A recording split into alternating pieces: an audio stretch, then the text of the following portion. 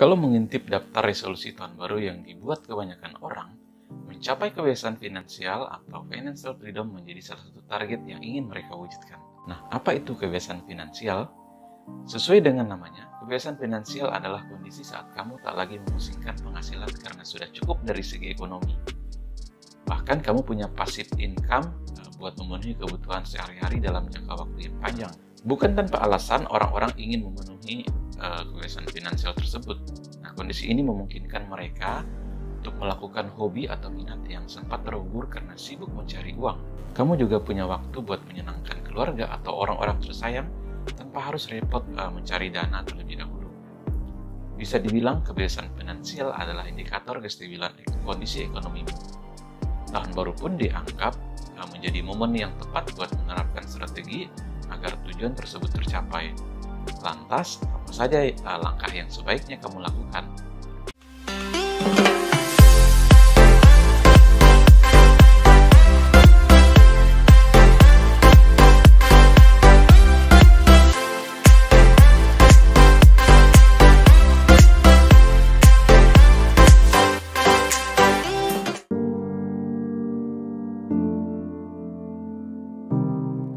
Yang pertama, buat anggaran yang mudah dipatuhi.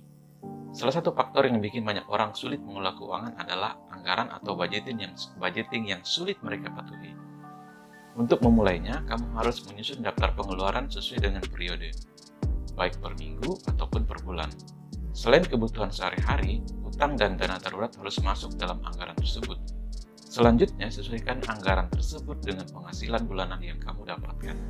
Dengan cara ini, kamu akan lebih mudah mencoret-coret pos pengeluaran yang kurang dibutuhkan dan memprioritaskan apa yang harus dilunasi.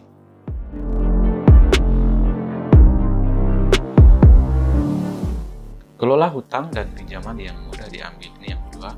Kebiasaan finansial adalah kondisi yang tak lagi membolehkanmu mempunyai hutang atau pinjaman yang besar. Alih-alih menghindarinya, kamu harus kelola pos tersebut, bahkan memprioritaskannya agar cepat lunas sebelum jatuh tempo.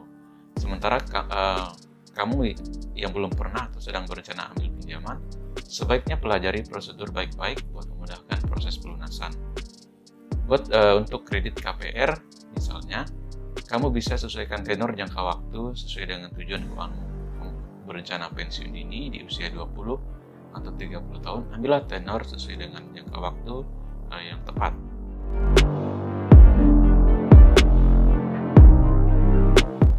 Kemudian yang berikutnya, siapkan dan kumpulkan dana darurat.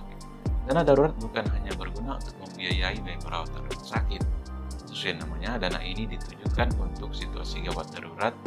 Nah, salah satu contoh yang sedang dihadapi adalah masa saat ini COVID-19 yang telah melumpuhkan sektor ekonomi hingga sumber pendapatan banyak orang banyak hilang. Idealnya jumlah dana darurat adalah 3 kali dari pengeluaran pokok per bulan. Nah, bagi yang sudah menikah, justru hal ini bisa lebih besar, yakni 9-12 kali dari pengeluaran pokok bulanan.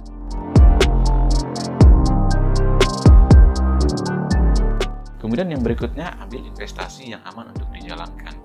Kebebasan finansial memang bukan sesuatu yang baru, namun tren yang dapat membantu diwujudkan. Misalnya dengan berinvestasi menggunakan instrumen yang aman dan memang kamu kuasai.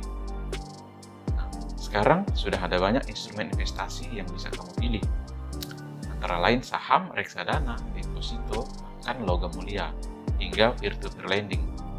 Setelah memilih instrumen investasi yang tepat, kamu pelajari itu baik-baik caranya supaya kamu profit dan terhindar dari kerugian.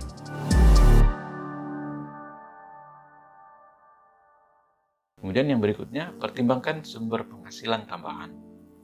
Apakah penghasilan pokok kamu belum sanggup memenuhi target finansial? Atau masa pandemi memaksa kamu memangkas gaji? Kebiasaan finansial adalah target yang sebaiknya kamu pikirkan matang-matang. Jangan terlalu memaksakan diri ya teman-teman. Pertimbangkan solusi untuk mencari sumber penghasilan tambahan. Pilih jenis pekerjaan yang tidak terlalu berat dan mengganggu pekerjaan utamamu. Hal ini dapat membantu kamu untuk mengisi pos-pos pengeluaran seperti hutang ataupun dana darurat.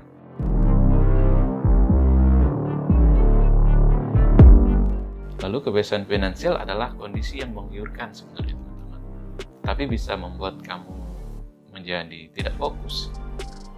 Dengan kelima hal di atas, kamu diharapkan bisa menerapkan dan mudah mencapai tujuan tersebut. Tentang menyerah, juga kamu harus bisa meraih kebiasaan finansial. Oke?